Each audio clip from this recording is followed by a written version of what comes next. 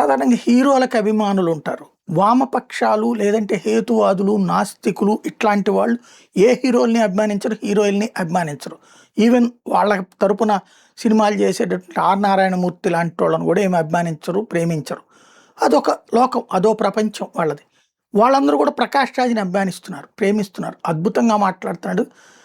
హిందూ ఫండమెంటలిస్టులకి, హిందూ మతోన్మాదులకి ఆయన కరెక్ట్ అయినటువంటి మొగుడనేది. నాకు అర్థం కానిది ఏంటంటే, ప్రపంచంలో హిందువు పాకిస్తాన్‌ని మతం మార్చాలనుకున్నాడా?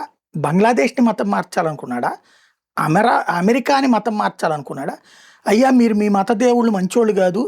మా మతంలోకొస్తే మాత్రమే మీరు బాగుపడతారు. సర్వాంతర్యామి.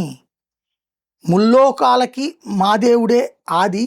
కాబట్టి మీరు మా దేవుడి దగ్గరకొస్తే మీరు సుఖంగా ఉంటారు తప్పించి మీ దేవుళ్ళ వల్ల కాదని ఎవరికైనా చెప్తున్నాడా? అలాంటి పాంప్లెట్లు ఏమైనా ఇస్తున్నాడా?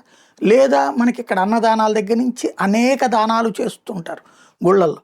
ఇలాంటిది చెయ్యాలంటే నువ్వు మా మతస్థుడు అయితేనే పెడతాం అని ఏమన్నా చెప్తున్నారా? కానీ మరి అదేంటో హిందువులు మతోన్మాదులు అవుతారు.